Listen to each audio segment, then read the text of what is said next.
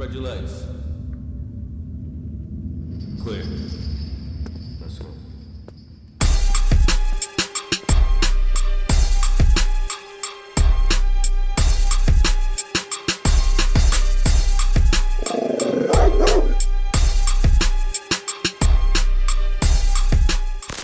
Welcome to Dog in the Yard. It's your boy Pistol P.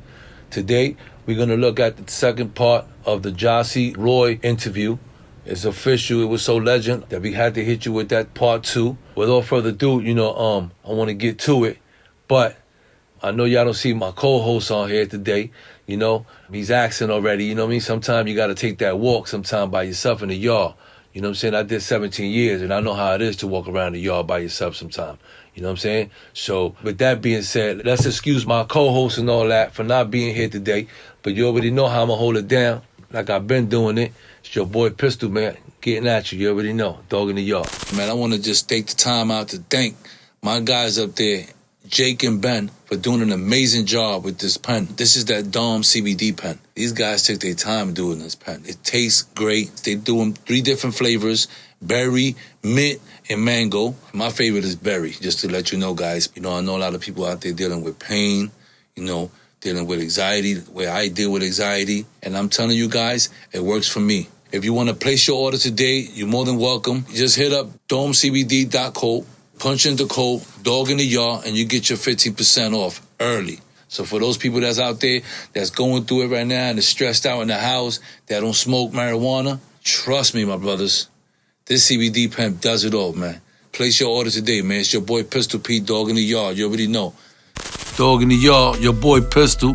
You already know we got Jossie in the building. To get blazed so hard for the first time at such a young age, and you're naive and immature, and you can't really think, and you can't even really measure the depth of the trouble that you got in, it jolts the soul. He did 31 years in prison. When you get slammed like that, and you sitting in the courtroom, and when they came back with a verdict of guilty, only a tear just ran down my eye. Straight from Brooklyn. You come from the hood and you know blood is shed, but when you see it up close, like on some gladiator stuff, like on television, it's a whole nother animal. This is a horror story and this is real. You can lose your life in the blink of an eye tomorrow over food. There was no room for slip-ups. There was no room for weakness. It was no room or you would get eaten. Welcome to the show. I learned how to build a program. And then I incorporated the first college program in New York State prison system, first time ever. And I started putting gangsters through the program. What was the name of the program? The program was called Independent College Study for Prisoners. And I would incorporate it under different programs that I was running. And I would bring guys through. Train them, like for example, I was doing HIV prevention education. Okay. And under there, you need certain courses to actually get accredited apprenticeship certification as an HIV counseling aide. But what the catch is that you got to have 1 or 2 college courses in order to be able to get the certification. So I took my program, slid it up under there because I was the president and coordinator of the group. And I told them that I have a way to get the college courses. So that means that we can get the certification for these dudes who want to change their lives. And that's what I did. So, and then I slowly started opening it up to a larger arena. And I started incorporating more courses and more classes. And then the superintendent was like, how are you doing this? And we're not helping you. And we're not paying for it. And how are you pulling this off? And when I sat down and explained it, it was like, this is ingenious. So they got on your side. It was like, this guy's... He's onto something good here. Initially, they was against me, Okay. Yeah, so it was like, nah, I asked for permission, and I was like, could I? And they was like, nah, you're not bringing no college here. No, we good. College is out. That's a wrap. But when I started, bringing it in increments for the sake of the certification of this program, right. Then when Albany and all the high-ups and commissioners walk around, that's when the superintendents were probably like, oh, this is Roy Bolus here. He has a college program. He does HIV prevention. And this is what we do in this facility, politics. Of course. You know what I mean? Absolutely. And then eventually, they just let it run, and it grew and it grew and it grew. So wherever I went, I was trying to do that for different groups. So when you got there, how long you was in that prison? Well, I didn't do it only in one prison. I did it in different prisons. That's what I want to know. I want to see if you accomplished everything all in one prison or no. Nah, I mean, when it was myself alone, or I was in different prisons until I reached that point of a 4-year degree because they didn't have a master's degree program, with the exception of Sing Sing that has the theological seminary program. So they wouldn't allow me to go to Sing Sing because I had too much time. They said, you're a risk. You max A material. Max A means that you're the highest level threat in the state crime-wise. Okay. You know, so Sing Sing is considered a max B. That's one level down. So they said, you can't go. So I felt trapped. And I was like, wow, I can't even continue my education. I'm trying to do something positive. They said, you can't go. Wow. Then I found out, okay, I can do it on my own. And that's when I snatched up 2 master's degrees on my own. You know, and once I snatched that up, I had said, all right, why stop here? And then I went for the doctorate. You got your 2 masters on your own? Yeah. To correspondent? Yeah. Okay, go ahead. And when I snatched up the 2 master's degrees, I said, all right, I don't want to stop here. I'm trying to leave a legacy. I'm trying to make sure that I leave a mark so when people come through, I can set the bar high. And this is where you should go. All you shorties and little dudes coming through, you know, don't settle. Because they say about maybe, I think, 58% of the prison population throughout the country actually come in with less than a high school education. So that means that the dudes are actually coming in and they dumb down. They want to stay dumbed down.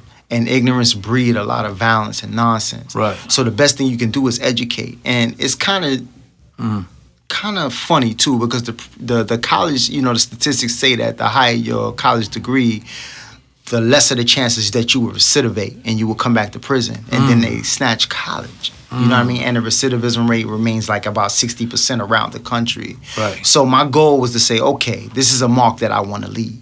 Let me do this college thing. And I decided to educate myself to the highest degree in order to do that. So when they come, they can't say, oh, this is one of these ignorant. They can say, no, he came from the street and he got the highest level education that we can offer. And he put them together and now he's saving lives. And that's what my plan was. So what else you accomplished while you was in prison? Okay, so in addition to building a college program, I actually published a book also entitled Rehabilitating the Incarcerated, a Non-Traditional Solution, where I actually gave a glimpse inside of my mind of all the things that I did to build programs to put some of the most incorrigible individuals through, you know, because the level of education I was going to and the programs I was building, it commanded a certain amount of respect from the toughest guy to the scariest guy. Right. You know, and that type of respect, I wanted to keep it to get the attention of the prison population so they can change their lives. So what I did is I built a self-improvement program also because it was called the Resurrection Study Group that I came through that Eddie Ellis ran when I was younger. Right. So I took that paradigm that changed my life and I actually shaped it up, polished it, and then I incorporated it inside of a program that I was running called Character Research. And what I would do is every joint that I went to, I would actually try to pull individuals in and teach them 5 particular areas. And this is what Yale University was trying to tap into also when I was speaking to them. Right. So it was spiritual enhancement, personal development, leadership, prison problem solving, and community development. Because what I come to find is that most dudes don't even know how to do the politics inside of their neighborhoods. They don't know nothing about their assemblymen or their assemblywomen. They don't know who their senators are. They don't know how the laws are passed. They don't know how to tell their mothers how to vote. They don't know assembly districts, senatorial districts. And so I wanted to teach it to them. But I didn't want to teach and go over their heads. I wanted to teach in a language that they can understand. Of course. So I said, I'm going to make this simple for y'all. I went up and I got it. Now I'm coming down to speak to you and bring it to you. All you got to do is just be receptive. But I said the first thing we should do is do spiritual enhancement, because if you don't get inside your heart and in your soul and then correct that, everything else is for naught. So let's go inside. And then I built a healthy respect of different religions and belief systems between a lot of the different prisoners in there, because that caused wars in prison. Right. You know, so I wanted to get them on a plane like, you don't have to kill each other because of your belief system. You know, right. Let God have the final answer, final discussion on that. Right here, we're human beings right here, and we in the struggle. Let's struggle together. Right. Then after that, we did our personal development. You know, the type of language, the type of way, the way you wear your clothes, how you smell, hygiene. Some dudes don't know how to bathe. You know, haircuts and staying clean and presentable and expanding your vocabulary and the way you think. And then we did leadership. So I said, some of you might not be leaders. If you're not leaders, at least know who to follow. Right. Know how to pick good leaders. not oppressive dudes that can ruin your life and get you killed. Right. You know, so we would go through that, and then we did prison problem solving, because some dudes will kill you and they go from 0 to 100 over a meal. Right. I can want to eat with you and then want to eat with him, and then they like, oh, he ate with him instead of eating with me. Yeah. It's on, you know, and then before you know it, somebody's trying to hurt you. Right. Why does this happen? You know, where do we get these norms and these ethics from? You know, how did this occur? This is something that we need to correct because it's an abnormal behavior. It's an antisocial behavior. Right. You know, so I will go into that. Prison problem solving. How do we prevent killing and hurting one another? How do we prevent riots in the yard over nonsense? And Right. then we will go into community development, the politics and social and economical and political plight of people who might be impoverished and how they can understand it and explain it to their families. And I always tell them when I start the groups, I'm not going to sit here with no hypotheticals, and I'm not going to sit here and give you something that's too theoretical that's go over your head. When we Right. finish, you'll be able to get on the phone with your mother and say, Ma, do you know your senatorial district? This is the number. You from Cyprus? Be able to share that fucking knowledge. Right. You know what I mean? And then course. y'all want good time? This is what you do. You want good time and we should get up out of here? This is how you get it. Learn who your lawmakers are, have your family start doing petitions, and then find out what your district is. Make sure that they're representing up in Albany and representing your district appropriately and carrying the views of your family. And then after that, they'll pass laws that will be complementary to our lives. But meanwhile, if you're going to just keep playing for crumbs and keep shooting from the hip with a Derringer Right. and think you're doing something, you're going to stay stuck and you're going to always keep going You're never down. going to grow. Right, you'll never grow, and your community don't grow, and those in your community don't grow, and it just stay poor, and you're not holding the lawmakers accountable, so on and so forth. So you started helping brothers out, what, as far as like what, law library as well? You was helping people get home? Well, most of the time what I did is I was doing those groups so they can leave with some type of skill. And they can get employment once they leave prison, like the HIV prevention education program. If I can get the certification for you, that means you could come out here, tap into one of these organizations that's dealing with the HIV plight, and say, look, I got this certification in this particular program, in this facility. These are my skills. Right. Here's the proof that I did it under the Department of Labor apprenticeship program. Right. Could I get some employment? And a lot of times these guys were getting employment when they come out, you know. But outside of probably a couple vocational classes and so on and so forth, there's really not many skills imparted to individuals. And when you come out and you don't have a GED and you don't have no college degree, because America's about that paper. Absolutely. You say you know this, show it to me on paper. You know, you can't show it, you done. So I was trying to give them something and document it. And I was coming up with ideas to give them different evaluation forms and all type of stuff as they move along. And they would come out and they would get employment. The other individuals who like to stay in the law library and hope against hope, whenever I was able to impart information to them, though I didn't work in the law library, I will always try to impart, because my skill set and my time and experience forced me to learn 44010s, CPL 44010s and 44020s and 39050s and habeas corpus and all that type, which are different petitions that individuals can submit to the court in order to be able to get some type of time reduction. And what happened is over time, I actually had learned those things and I would impart them to individuals, you know, if they asked me. You Right. know, but usually I left that up to the legal beagles in the law library, because I believe that you got to work from different angles in order to be able to get different things accomplished. You know, and that was my flavor right there. So accomplishing all these all these good things in prison and doing all these things that would actually helping yourself and helping everybody else, making it easier for everybody, because that's what it is. It's about lack of education. You know what I'm saying? People get frustrated. You know, a lot of people don't know education. So it's like, let's turn it to violence. Let's turn it to something else. Yeah. So you did 31 years. Yeah. And how you got out? Okay. So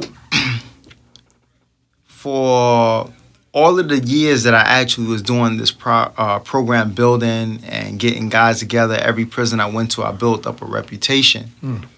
And I always walk one walk. You know, I'm not going to be ambivalent and act funny with him and then act funny with you. And you're going to see me kissing up to administrators and, you know, talking down to dudes. It was always one walk. I respect the weakest and I respect the strongest. And when the strongest was wrong, I had enough strength and backbone to tell them when they're wrong. Right. You know, yeah, okay, you the bully on the block, but why you gotta slap him? You don't have to slap him. What you put your hands on him for?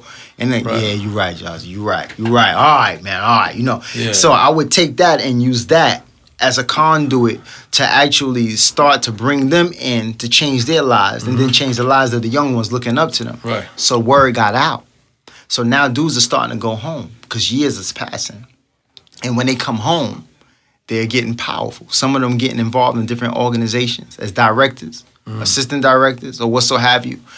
And they're bringing the reputation that I established inside, outside. And when they come outside, they're telling other people that they're connecting with. And they're telling politicians, you know, and they're telling heavy hitters and people that can make a difference. Right. So I had a individual that was a friend of mine. His name is Pete Rock. And he actually had traveled from another prison and followed me when I got transferred. And he told me, yo, I think you should put in for clemency.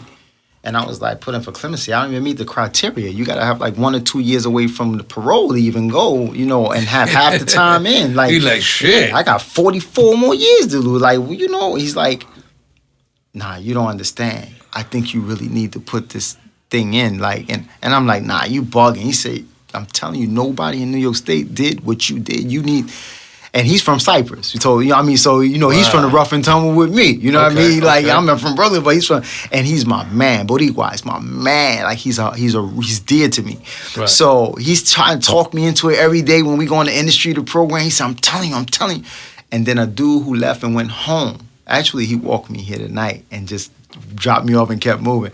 And he said, yo, I called him. He said, I think you need to try to put in for this clemency thing. I'm looking at the criteria, and there's a clause in there that says, in exceptional cases, the governor will be receptive to grant clemency, only for exceptional cases. So you don't have to meet the criteria. Okay, so then you was like, okay. And I said, but I don't meet the criteria. And he said, listen to what I'm saying, the clause. And I submitted. And here I am sitting in front of you now. So what happened is, That's what I'm talking about. a lot of I gotta give it to you, man. Fuck that. Thank you. Nah, it's a blessing. Go And ahead. what happened is I put it in, and I swear it's a process that I would never wish on anyone. I mean, everybody wants freedom, but I can't begin to tell you the grind that I was in. I mean, I had guys inside that was working against me. I didn't even know. You know, I mean, it was crazy. It was so unreal. People that I thought that was really for me, they were against me. People who on the outside didn't even want to sign a letter. I mean, but by the grace of God, you know, things worked out. And I got a homie named Paz inside, Paul Clark. He's my man. He said, let me tell you something. If God say it's for you, nobody can be against you. He said, so don't be scared. Absolutely. You know, you got it. If it's for you, I you agree. got it. And then a momentum swell came. And it's all because of Pete Rock from Cyprus. A swell came. I don't know where it came from, but different elements in the governor's office got wind of my name. And I kept coming up with innovations. I would go to sleep at night and things would wake me up. And I would jump up and write down notes and call home. Tell my wife, you got to do this. You got. She's like, another one. I said, just follow my lead. I'm feeling something. And I had, like, for instance, at some point I had took my dissertation. And I don't know where this came from, but I know it's God. I'm just sleeping, and I got up one night, and something said, send a dissertation to the governor. I'm like, send my dissertation? Come on, this dude got 1 million different pieces of paper to read. What am I? And when I got out and I met with the governor's team, because I see them now, they tell me, that's what broke us. Wow. They said that was one of the, everything else was like add-on. That right there broke us. That really made when us. You got him. Yeah, when I sent that dissertation in, they were like, What is that? Okay, so the dissertation is a point inside of the doctorate degree when you're getting ready to conclude your degree that you got to do a thesis. That means that you are, like, I did mine's on secondary education for those who are incarcerated, showing the importance of college and so on and so forth, Right. why it should come back into the system, the different statistics behind it, Gotcha. how good it is, and you have to argue your thesis between different scholars also. So I was in the process of putting it together, and when I got the idea, I had put it in an envelope, and I sent it, certified mail, and sent it to the governor's office. My family sent it to the governor's office, and one of the power heavy hitters up there actually had snatched it. Because now they're telling me, I didn't know this inside, snatched it. And one of the secretaries is like, this guy right here, he just sent his dissertation. It was like, and one of the power hitters said, did you just say dissertation? He's like, yeah, look at it. And they was like, let me get that. And they looked at it and said, what? And got on the phone, called down to Docs, because Docs blocked me. This is how I'm telling you God is working, you know. Because Docs said, nah, they started sending letters out saying he's not eligible. Nah, he can't, we're not letting him go. And it was like, and the governor's office called down and said, send me his paperwork up here. Who told you that he's not eligible? We're the ones that decide that. And then it was off to the races after that. Wow. You know, I mean, it just, and everything behind it, all of the individuals that went home and became directors in organizations and stuff like that, they got on board, different directors, dudes who went home and actually started working under them. They brought my name and said, yo, we got to pull him out. You can't leave him in there. This dude is a phenomenon. You can't leave him in. And they start, and everybody jumped on board. I mean, I got my sister was on the internet doing petitions. I had paper petitions from different neighborhoods in the city and upstate, everywhere. Politicians were sending me letters. I mean, everybody just got on board. You know, people from that I ain't even hear from in like 20, 30 years, they were chiming in. Everybody reaching out. Everybody. I mean, I couldn't even control it. What a blessing. And all of a sudden, on the day that it went down, I called home, and me and my wife had found a friend that was connected. And I was on the phone, and she was like, they just called me and told me you in the top 5 right now. It's going down right now. Like, you in the top 5. She said, baby, you in the top 5. I said, all right, get a grip. Be easy. Don't make me panic. Just be easy. Yeah. She was like, no, but you don't understand. You in all of these, there's 990-something petitions that go up there. You in the top 5 right now in front of the governor. And I was like, oh, man. So we keep talking on the phone. And I said, all right, they're getting ready to close the yard. I got to go. And I hung up the phone, and I went inside. And when I went inside of my cell and the cell bars closed, everybody's cells closed, mine's opened back up. And that's when I knew. I said, I got it. I got it. And I stuck my head out the cell, and they say, put your greens on and come down to the front of the prison. And they walked me up there. And, you know, when the prison is on lockdown, during shift change, you know, only 2 people move. Right. Those who got to be smuggled out because somebody get ready to kill them, yeah. Or somebody that's really giving some information. True. So they moving me, and I said, this better be good, because I don't do the move me around when the jail shut down. Yeah, what the fuck? And so they moved me to the front, and the first deputy superintendent came out and said, I got a message for you from the superintendent, and I got to read this to you verbatim. And he pulled me out to the side by the package room, and he says, Governor of New York State says that you've been granted clemency, you'll be released in the next 30 days. And I was like, yeah! And I just jumped up. And then the officers came out, and they was watching, and they was looking like, oh, shoot. And then I stuck my hand out to shake the dep hand. And he said, okay, I'm going to shake your hand, too. And he said, congratulations. And I went back.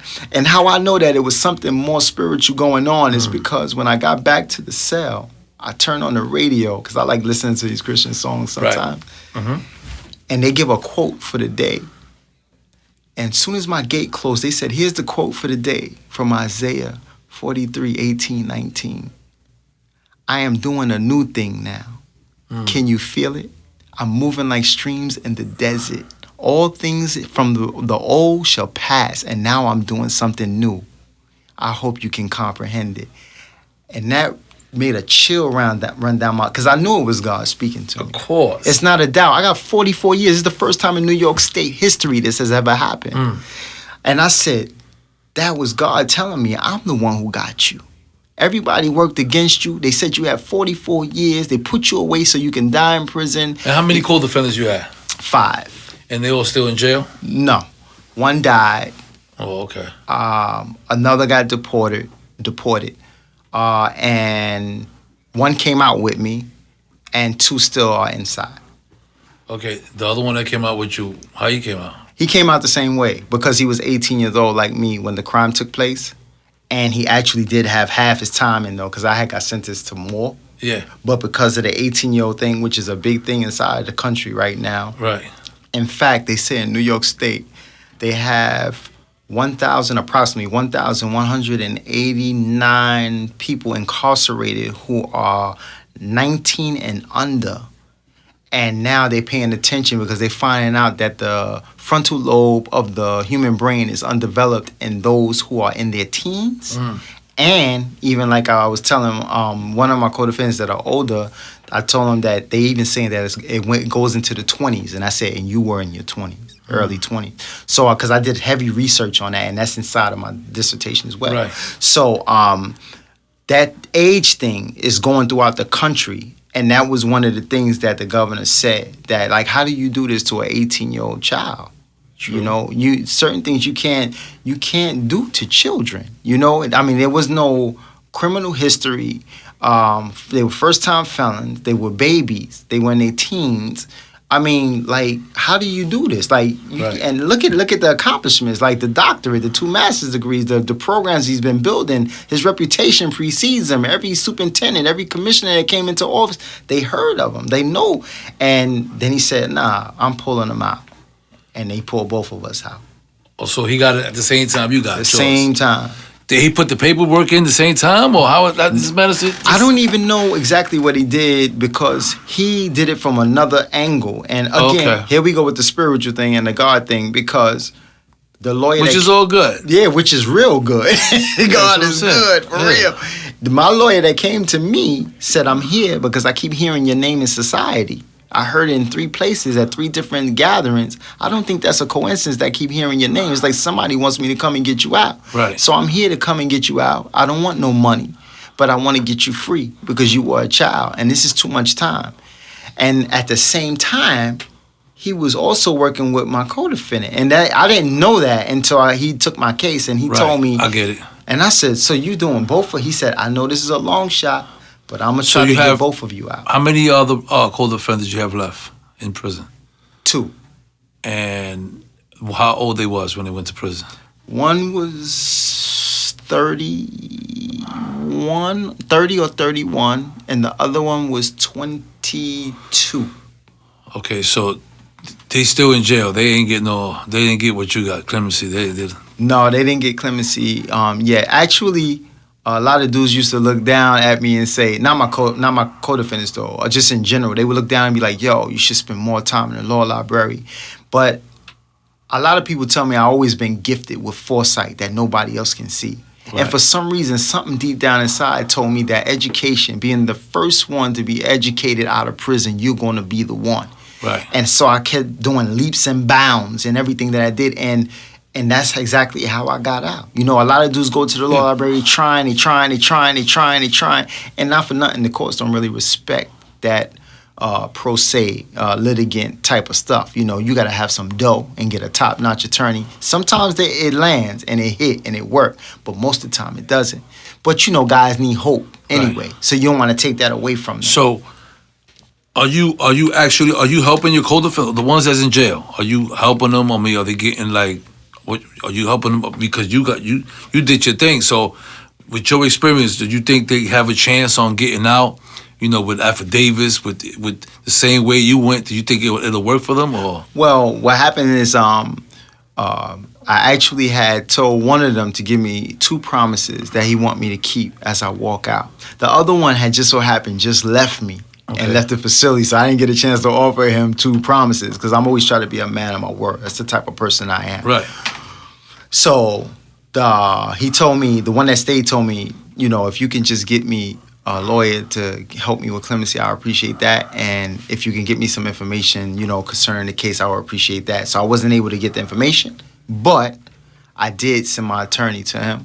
And I pleaded with my attorney, this is my co-defendant, I need you to help him, so on and so forth. And the other one that left, I didn't get a chance to offer him 2 promises, but I knew that, you know, he wants to get out. I know that. Of course, everybody wants to get out. You know what I'm saying? So so what I did is I had went to the lawyer and I said, I need you to speak to him. He said, as a matter of fact, I spoke to his daughter and his families, and I was telling them that this is going to be an uphill battle here, but I'm going to see if I can make room. You know what I mean? And I was like, okay, whew. All right. So at least I got them 2 out of the way. Because if nothing else worked, I probably can't do money, sneakers, and all that type stuff or whatever. Right. But an attorney holds the key. So at least you can see that I followed up, and I did try to give you the key.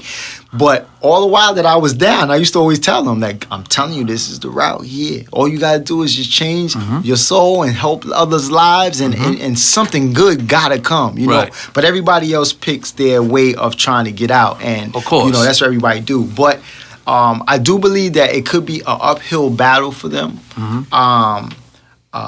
because, one, they were older, and I think that if they can get the innovation, even though I know that's a gift that I have, but you got to get the innovation to try to actually do something and stand outside of the box. Don't do what everybody else is doing, you know, and then you probably can hit it. Because, you know, I'm finding all this out from the governor's team now that I made it by the skin of my teeth. You know what I mean? But once I cracked the door open, through my innovation, they said that the floodgates just flew open and everything came. Because it was like, who is this guy? Because it was so much accomplishment, so much being done over the years, and they couldn't see it because nobody would open it up. But at this juncture right here, once I got the door cracked, so that's what I would tell to my co-defendants. That's what I would say to my co-defendants. You got to be innovative. You got to do something very creative. If you do everything the same way that everybody else is doing it, you get the same results. That's why there's 990-something that go up, and you only probably get 20 out of that. And out of that 20 or 30, 75% is usually guys who have nonviolent crimes. Because when we got it, it was only like maybe... So they got a nonviolent crime, or they got... No, they considered violent crimes. And what happens is, when we came through, I think it was only like maybe 6 or 7 of us that had violent crimes that actually got it. Everybody else, which is like 22 or 23 other people, if I recall correctly, they had nonviolent crimes, selling drugs, you know, or having marijuana on a person or something like that. So that was a phenomenal event right there to see those guys with that type of violence and having like murder and having robbery or having weapons on them or sticking up or armed robbery, stuff like that. That was like, wow, you know, but all of the things that they did have in common, this is what I was trying to note so I can tell like my co-defendants and other friends that I want to try to get out. The thing that they had in common was, 1, they kept programming during the whole bid. 2, they had some form of college, all of them. You know, even if it was just an associate's degree. They had some form of college, you know. And then comes the other stuff. How much violence, how much remorse for the victims, and you know, all of that other stuff comes behind it. I got you. But they looking at certain things first and foremost, you know. So it's a pattern. So you there for them. Yeah, without a doubt. That's the key. The key is to help each other out. Yeah, without a doubt. So, you know, you out. Let's try to get the next person out, especially if they went to jail with you. So it's a great thing. Without a doubt. I wanted to ask y'all how you feel about prison reform. Prison reform. Wow, that's a good question. Actually, my dream would probably be to actually go across the country and advocate for those who are young that are incarcerated, because the youth don't really have a voice. And what I do know is that there's a certain form of politics involved when it comes to the youth, and it's not fair. It's not balanced. And if I can speak to legislators or different judges or judiciary panels or whatever about what youth go through and how to actually deal with the youth, and different conduits they can create for the youth to actually come out instead of throwing them in there for the rest of their lives, that would be my dream come true. Because I think prison reform actually is lacking.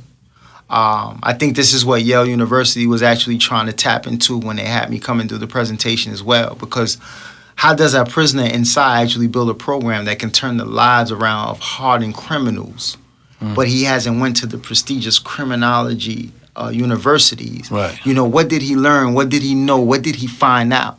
And I think prison reform is so rigid and so constricted that it kind of defeats the purpose, because the rehabilitative element is not really rehabilitated, which is something that I actually had put inside of the book that I self-published also.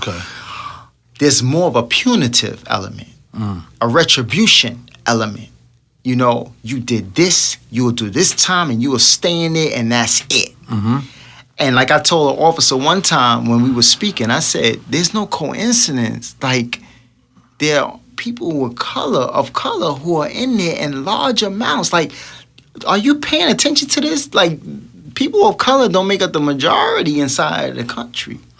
But yet they make up the majority in prisons. Are you paying attention to, like, because sometimes the officers seem like they're blind, you know? Yeah, and, of course. And he kind of like sat there and he's like, yeah, I could say that. Because he was arguing the point with me about Black Lives Matter movements and stuff. And what is this? Well, I'm not walking around talking about white lives, you know, matter. And so we got into a discussion, and I was trying to point out to him that, can't you see that the prison reformation concept is not doing what it's supposed to do?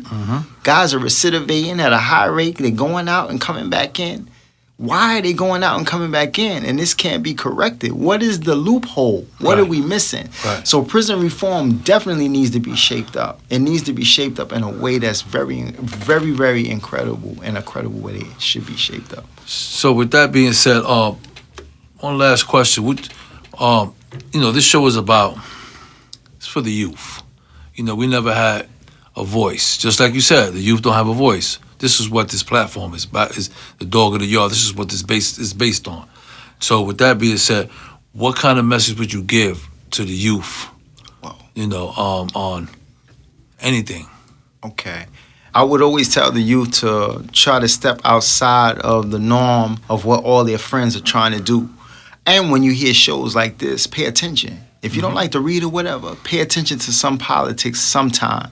You know, listen to some things that can educate you, because it turns the way that you think into a very profound mannerism and way that you might behave ultimately. It's very important to kind of like step out. Hip hop is good. Don't get it twisted. You know, we can do hip hop, but hip hop is not going to put bread on the table. Hip hop is not going to necessarily make you be a better father. You know, hip hop is not going to be that conduit that you can use to change lives in your community all the time. You know, sometimes hip hop can do that, because there have been movements that hip hop has actually pioneered and actually made some moves in the hood. But a lot of the times it's not that type of party. So sometimes you got to break off. Like, I like my hip hop and stuff like that, but I also know that I got to learn about the politics and the voting and the legislators and lawmakers, and I got to know what's going on in my hood, my community. You know what I mean? Yeah. And I got to learn that. And if you are one of those type of individuals that like to read, then pick up books, man. Read some books that you know that can really impact your life in a way that can kind of like reshape your way of thinking, which is really important. So read, listen to politics. Don't do everything that everybody is doing the same way. You know what I mean? And sober up. You don't need to be high. You know what I mean? You don't need to be high and intoxicated and drugged up while all of this stuff is going on in the world. One of the things that hit me hard is that I've got so much knowledge about the world from Eddie Ellis that it almost made me bug out. Like, it was just too much, because I'm just from Brooklyn. I'm thinking the planet is Brooklyn. You know what I mean? That's it. Like, nothing else to talk about. Brooklyn is the planet. And when I realized that there are some economic forces, man, and there's apartheid in South Africa, and that the London, England, their dollar and their currency is up and higher than the value of the dollar in the United States, and how this currency flow and how stocks move, and you can invest in Nike instead of buying Nike. You can invest in Timberland instead of buying Timberland and make money from it. I was like, what the hell is this? And it was so much knowledge. The wealth of knowledge was so powerful that I thought I was going to lose my mind, because I said, you idiot, you've been bamboozled. You've been bamboozled, and you just lost your life, and you stuck on stupid, and now it's too late because you jammed up. That killed my soul, man. I feel you. You know, I mean, that killed, because there's so many ways to make money other than hurting people and getting caught up for these little petty crimes over and over again. And when you learned it, and I learned it, when I learned it, it was too late. In my eyes, it was like, this is too late. And then I said, nah, it's not too late. Give it to the kids. Give it to the adults who think like kids. You know what I mean? Feed them. Feed them. And I think that's why the gangsters always stay still in my groups. You know what I mean? Because I always tell them, I say, yo, I respect it. You're a thug.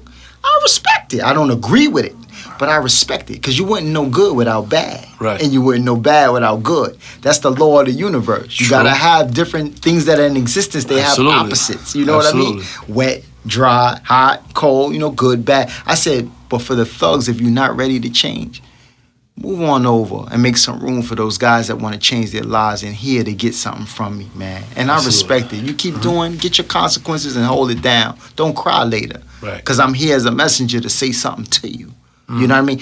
And when I start speaking directly to them, they kind of like sit up, you know, because they respect it, you know. And I'm not going to talk all because I got the degrees or I'm not talking. I always tell them I'm not going to pop my collar and become anal retentive and use these big words longer than 125th Street. I said I'm going to speak in a language that you can understand. Yeah, you can comprehend, of course. course. You know what I mean? And we're going to travel if you want to travel with me. And then I'll talk to them, you know, and they appreciate that because there's somebody in the criminal justice system that's not talking to them in a language that they can understand. You know what I mean? Where it can touch their souls. I had a dude that was a gang leader just before I got home in one of my groups, and he started coming to the group and everything. And at the end of the group, I always tell them, give me your evaluation because I can always learn. I don't know everything. Right. And this is how I improve. So when I sat there and he started speaking, it went around the whole class. They gave their input. And when it went to him, he took off his fly glasses because he got these fly gold rim glasses, you know, put them on the table. And the dude started crying. And he said, I'm 35 years old. And I sat in your class for 24 weeks, 6 months. And you said some things to me that were never said to me and made me believe in God, never believed in God before. And here I am sitting before you. And he started crying. Everybody was telling him, yo, take it slow, take. And this is a gangster. Like, this is a dude who go to yard, snap his fingers, and bloodshed is everywhere. And it was something in his soul that was touched. And that's when I said, I arrived. That's when I knew. You know, and I never pat myself on the back. You was doing the job. I knew, that I'm completing the mission. Of course. Because it's about the people. It's not about me. It's not about sounding pretty. It's not about my ego. It's about the people. And when he cried, I said I moved something in him. And he's going to carry this with him for the rest of his life. And no matter what goes on, he's going to carry this. And that's exactly it. He's home now and he's trying to get in contact with me and everything. That's cool. And it's just fulfilling to see that you can actually change the lives of individuals in that manner. You know, it wasn't a gun, it wasn't money, it wasn't no girls, it was soul searching. Absolutely. And it was an interaction between the souls. And that's the gift that I think that God blessed me with that is fulfilling. And it fills me up because that's the goal and that's the objective. That's what's up, man. That. You know what? That was a great motherfucking interview, man. Appreciate having you, man. You're welcome. Hear me? Nah, for real. I love the whole vibe. I love the whole positivity and all that. I want to thank all my fans, all my peoples out there that's been supporting the shows since they've been out. We're gonna hit you with that heat every week, Monday, 4 o'clock. So just do what you gotta do. Subscribe. You know what I'm saying? To support your boy. But those that've been doing it, I want to thank everybody. I hope that y'all really enjoyed that Roy Jossie's second interview. The brother was a very educated brother that really worked hard and never gave up on his dream, and that was to come home. Shout out to him. You already know, Brooklyn. You already know. Let's give it up. Every week, we going to give you that heat, and we going to deliver that message to all y'all youngers. Y'all already know. Stay focused, man. Stay out of jail, man. It's your boy Pistol, man. Blah.